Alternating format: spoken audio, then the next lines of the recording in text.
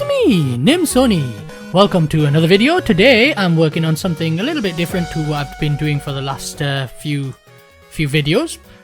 So obviously I made a Mario 64 remake a little bit earlier, a few videos ago, and that really got me back into working with a bit of platforming. So here I am back into something a little bit different because I've never really done a full 3D Sonic control system before, and I decided I wanted to do something like that. Obviously I made a Sonic VR in the past, but that was actually using a 2D styled Sonic physics, which then had a little bit of changes. It was a very bad idea, basically, let's put it that way. But this is very different. So you've probably seen all of the other Sonic games because there's so many fan games out there, which is brilliant because they're all actually very good. That's the crazy thing about Sonic. It's quite weird and custom physicsy, and honestly most of the fun games are damn great. But this one is a little bit different to what you'd normally see. So most of the Sonic fan games in 3D, they tend to go for the sort of modern boost formula style Sonic. And I wanted to give him that very rigid feel of Sonic Adventure. Sonic Adventure 2 is what I'm basing this off. In fact, this is the Sonic Adventure 2 model. The animations are a bit weak. That's because I did this over the course of about 3 days. Basically, I started this whole project 3 days ago. I had to rig the Sonic model myself, so I have added a few spike bones as well, so you can see the spikes do rotate and move about a bit. And you can see I've got that sort of rigid feel of Sonic Adventure where he's very, very quick to react to what you press. So you can see when he turns as well, he looks around, and when he turns it actually slows him down very quickly. You have a lot of control over Sonic. Let's just see his acceleration, which feels a little bit slowish, but it's also very similar to Sonic Adventure 2. And of course his jumps as well, he sort of uncurls at the top if you jump high enough.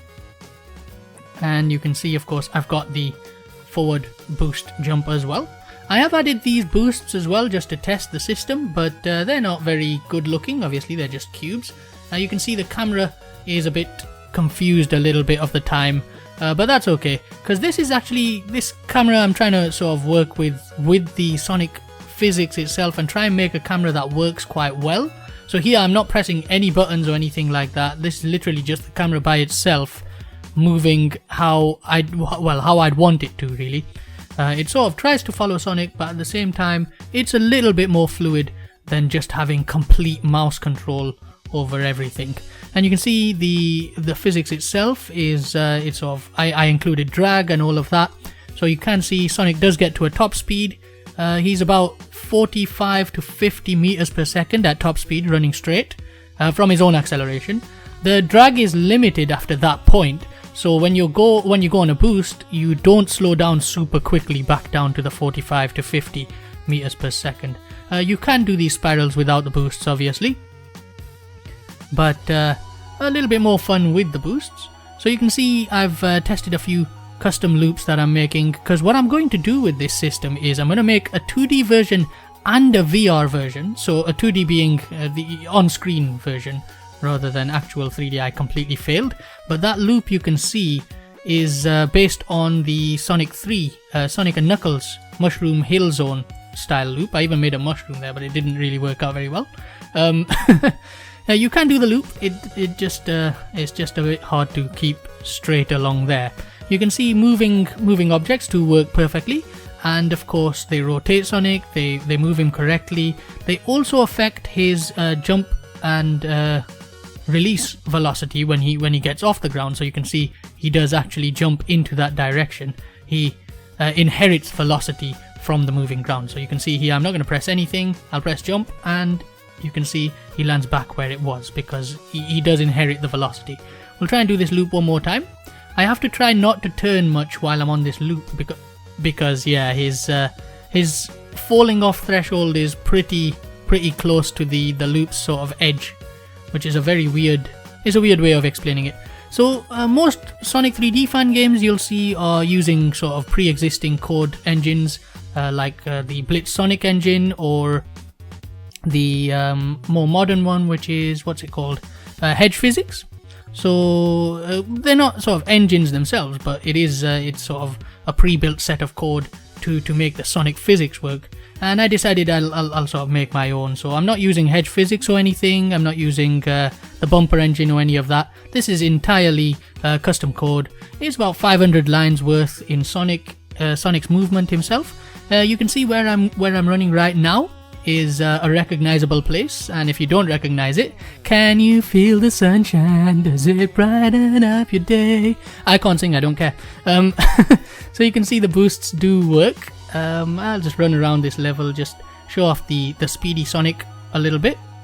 So what I'm gonna do with this, like I said anyway, was that I'm gonna make both a 2D version and a VR version of Sonic 2. By 2D I mean a 3D version, but on screen. So I'm gonna make Sonic 2 the way that I did the Sonic VR project a little while ago, which was obviously Sonic 1, Green Hill Zone. I've built the whole of Emerald Hill Zone from Sonic 2, and I'll show you that in the next video, possibly going into VR in the next video. Otherwise I'll just be improving all of the physics in this one, and you can see it is very close to Sonic Adventure style physics. I don't want any of that smooth soft moving, very accelerative Sonic.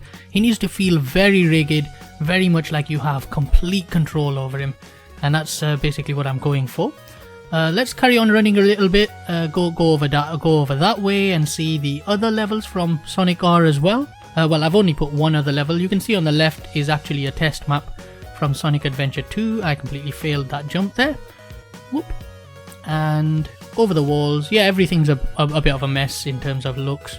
I've just thrown them straight in from models resource for those of you who want to know how to get these models. It's not stuff that I'm using in the final game, not that it matters anyway, because the Sonic team, they're quite happy to have a lot of fan games going around. Obviously don't claim work that they've made as your own. Here I'm using the Sonic Adventure 2 model. I did rig him myself because I couldn't find a rigged model, but it is the Sonic Adventure 2 model, and this is Radiant Emerald, I believe, the zone, which is again from the Sonic R game, which you can see would have been a bloody brilliant game if they had Sonic Adventure 2's physics. And hey, maybe I could do a remake of this game, a little bit of multiplayer, add in the other characters and give them this kind of physics. Maybe it'll be more fun than the original Sonic R game. I'm sure plenty of people could do this. It would be quite fun. I mean, I suggest if anyone wants to do it, go ahead, make a Sonic R remake with proper Sonic physics, not that Mario Kart style fakery. Yeah, I call it fakery because basically that's what Sonic R kind of went with. I know it's a very old game, and it really didn't have much to go off since it was basically the first Sonic 3D game, actual 3D Sonic game, but oh well. There you go, you could make a bloody good remake of that anyway nowadays. The physics nowadays that we've got in all of these Sonic fan games is brilliant. But anyways, again, with the VR project, I'm going to be keeping all of this moveset and this entire physics as is, and just add the VR, with obviously all my little VR tweaks and stuff to make it work nicely.